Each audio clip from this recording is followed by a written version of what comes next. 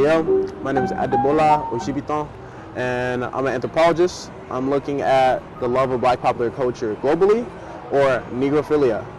I've been traveling the world for the past 9 months, from Paris, France, to Tokyo, Japan, and now Seoul, Korea. And I'm looking at why everybody wants to be Black, but nobody wants to be Black.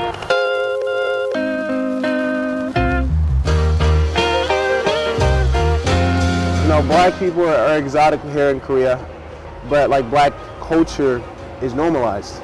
You can hear hip hop music coming from any, side joint or side street, car or bus. Michael Jackson may be playing randomly on any bus you might get on, and you may see Black people on billboards. But are Black people really included in this culture in the same way, white people are, or in the same way that Koreans are seen as human? It's something to think about, and it's something I'm getting to the bottom of.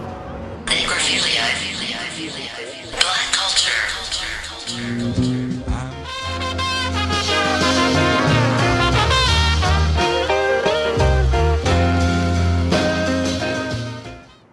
Being Black is complex, I think it's nuanced. Being Black depends on the certain context that you grow up in. It could mean being, multicultural. It can mean being from the Caribbean, or being from America, or being from Africa, or being brought up in the circumstances that are not native to most other Black people, but you're still Black because I think you phenotypically present as such, or you have the ancestry within the African diaspora. But I think Blackness is much more than like skin. I think it's more of a mentality. The mentality of pride, the mentality of joy, of expression, of creativity, of community, through strife, through struggles, through, oppression. Yeah. We're just gonna kick it real quick. Have a little, heart to heart. Hello, my name is Adeoshy, and I'm from Chicago, Illinois. To African immigrant parents, West African, Nigerian on my dad's side, and Togo, Benin, very mixed, back heritage on my mom's side. I just graduated in May, and I graduated in psychology and pre-medicine. So I intended on being a doctor, but I saw there was more pressing issues elsewhere within, more of the social, cultural world. So I applied to this global fellowship where I'm doing, I'm basically researching the love of Black popular culture globally by conducting interviews with various global communities, along with Black people who live there as well, to just get a better understanding of the Black experience elsewhere. So I can consolidate that information, interpret it, analyze it, and see what best ways to move forward into combating cultural appropriation, and also the negative perception of Black people across the diaspora. Switched up, started fighting for me, get them loose. I'm in Itaewon, where this is one of the most cosmopolitan centers in Seoul. This is where all the foreigners come. Regular life here. I've been here for about 3 months, and I've learned a lot about how society is structured. And this is one of the safe havens for foreigners in Korea. But it's still good to see that there's Black communities here as well, African and Black American alike. It's Black people across the African diaspora who've set up shop in Korea, specifically in Seoul, because it's one of the most is becoming more and more cosmopolitan as the years go by. Here's Gabby's haircut shop, where I believe it's owned by Nigerians. Yes. And they did my hair. They did a great job. It's good to see that I can still, access parts of my culture elsewhere, and allow for, me to still look my best. Blackness is here, but that's not necessarily extended to Black people in, a physical form. I've seen a lot of cultural appropriation, and it's to a point where I don't think it is rooted in white supremacy or malice, but I definitely think it's something to be considered. Whether people are dressing in black, fashion, or wearing black hairstyles as braids or locks, there's many times that I've been denied from a Korean club when they're playing black music like this. I'm not allowed to get in because it's more Korean only. And that's discrimination against foreigners, but I think it's especially discrimination against black foreigners. That's kryptonite. Who don't know, don't make the evil. The West has a big influence on the media here. So they see all these people who are living their own lives and striving for their own goals. And I think people escape through various means, but one is by kind of cosplaying as black people. And whether that's cultural appropriation through like wearing black hairstyles, they want to be seen as cool, like a persona they take from hip hop or from black entertainers, black people in general, the people they see in society, but also from America specifically. And I think Black America is conflated with American society as a whole. So people see blackness as just an American thing, so they just take it, not necessarily knowing the nuance that behind blackness and the strife and struggles of the people and why certain hairstyles shouldn't be appropriated. So there's not a lot of information for why things are sensitive, because there's a gap in knowledge and information, but also there's an empathy wall, because really you don't necessarily care about the people, you're interested in what they create. So really trying to live a life is not really trying to live, they's not in the culture. But I'm asking questions about it. Everyone says black culture is cool, but I think that's about all they can say. Yeah, they just like the coolness of it, but not the actuality of it. Once again, I was in the fucking clubs a month ago. These motherfuckers were fighting. These Korean people were fighting, and one of the dudes had this big puffer on. It's like, I'm not gonna cook him, but he was a geeky looking Korean dude. Yeah. He was like, "Oh, the dead dogs, bro! Don't fuck with my dead dogs. I'm dead dogs, bro. The dead homies, bro." And me and the homies are running in there break it up, but I'm just listening. I pause for a second. I'm like, the fuck you talking about something? And then the other Korean dudes are actually from LA, and you can tell they're definitely on some dangerous shit. And they're like, nigga, on who? They're actually pissed. They're like, who the fuck you talking about? On who? On dead who? And they're getting pissed. And I'm seeing this interesting. This is when I zoomed out for a second because I was like, oh shit, yeah. We have Koreans that are from the States and have actually probably lived this life. Yeah. And then you have this Korean who probably hasn't at all, but has been in the States for probably a year. And just or who's just seeing it through media. Yeah. And he's projecting that to the ones that have been there. And the ones that have been there are ready to beat his ass, full on. Ever engaged in any intimate relationships with Korean people? If you're comfortable talking about this. And can you describe those the dynamics in those? Same. I feel like I'm a very lucky person because I only attract people like me, to be honest. And so I don't have to run into situations where I'm regretting whoever I've become intimate with, because I have a great sense of intuition and I have a great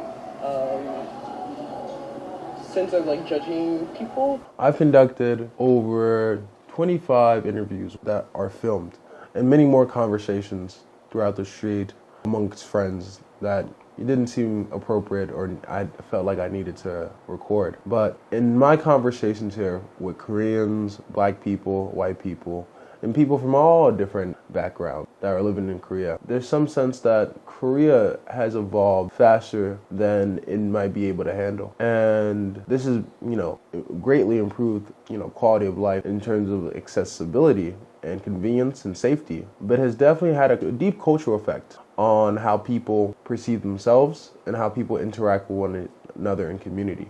It's reshaped how I saw Korea before living here. I think the general perception of the world is a place of entertainment where Korean dramas and K-pop and other forms of media are taking center stage and, are intrigue and fascinate the masses because it's such a foreign culture to many of us, but something that we're intrigued and want to know more about. When I was a kid, until before 20, I really hated it. No joke. Oh, I really yeah. hated it.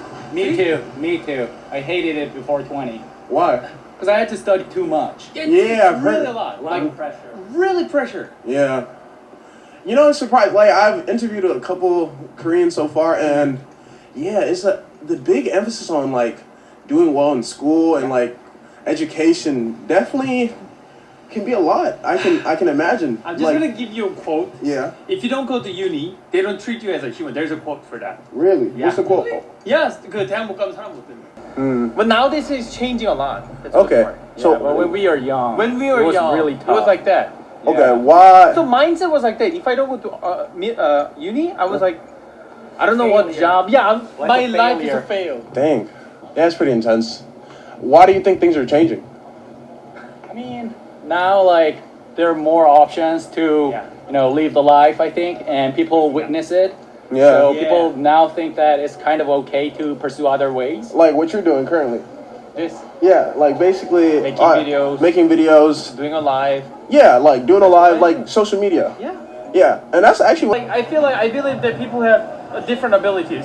Not for me. Studying is not for me. Definitely I not. understand. I felt that. And there's a one who likes it, but not me. Yeah, this is the place. This is the one. Yeah, this is the. I never tried it. So which one you recommend? I would recommend Jollof rice. jollof rice. Yes. Yeah. That looks so good. Yeah. Jollof Whoa! Yeah. You guys want to try it? Should we get one and share it? Oh my god. Like just for taste? Yeah, I want to see your reaction. Why not? Yeah. Let's go. Okay, cool. Yeah. You ready? One big scoop. I like this rice actually because we're so used to sticky rice. Yeah. This is the rice that we love. Let's get it. I'll let you go ahead first. Me first? How do you like mix it or just like scoop it? You can scoop it with some soup. Yeah. Okay, I'm gonna be brutally honest. Okay. Decent. Yeah. Yeah, I'm ready. Okay. Whoa. Excited. This is your favorite food. Don't get mad if I. No, eat you're one fine. of You're it. fine.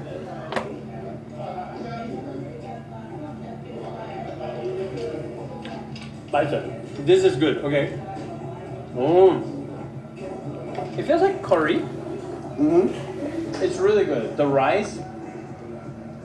We call it a flying rice because it's not sticky. That one also it get really mixed with the sauce. And like the flavor, they have a lot. It's so different. I never tried this in Korean. So it's kind of flavor you've never tried Yeah. before? But this is not awkward flavor. This is a cool moment, man. It's good. Try it. Now It's like a curry, but it's really good. Yeah. Oh, Yeah. Right. good. Right. Yeah. All right. I'm like eating more. Hello. You cannot have it all. You gotta leave some for me. Okay, let's get his.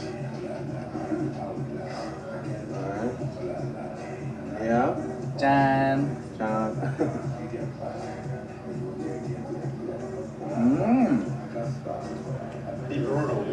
I mean, it's very familiar taste. Right? Yeah, it's just Right, like that's what curry. I'm saying. Just like Yeah. curry. That's what I'm saying. It's like It's good. It's similar. It's so similar. That's what I was. I mean, Yeah. there's nobody who wouldn't like it. Yeah, I know, right? It's Yeah. like delicious taste. Yeah, this I is mean, just a yeah, delicious it's food. just like nice taste. It's nice one. It's not like culturally like different one. Yeah. Yeah, and that's what like taste the meat. Nice. Taste me. Cheers. Just cheers. Just say cheers. Okay, cheers. Cheers. Jan.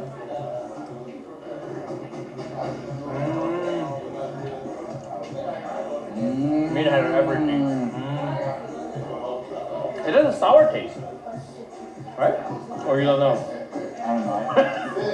It's a tomato. It's acidic. It's a tomato base. Yeah, tomato base. Come on. Oh.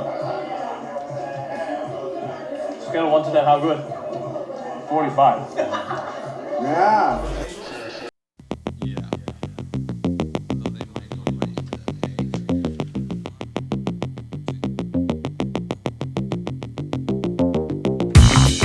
In Changongu Palace. And as you can see, people are taking family photos in their traditional wear, hanbok. And And oftentimes, foreigners wear this as their tour. But Koreans don't see it as cultural appropriation. They see it as honoring their culture. And I think that generates a lot of revenue for Korea as a culture. People want to appreciate and be a part of what's going on here. Like the strong traditions and history that Korean society values and prides themselves on.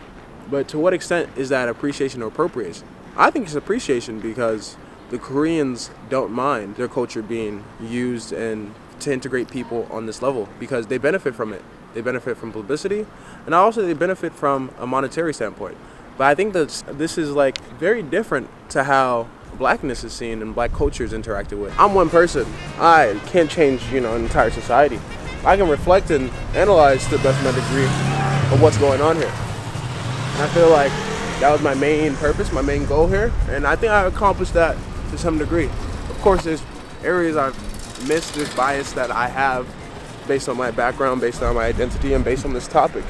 But I think we can do better in the representation of Black people here and to make sure that more people are educated on the Black diaspora and to what wrongs are being had, because there's an unequal culture exchange happening within culture, within media, within entertainment, but also within perception.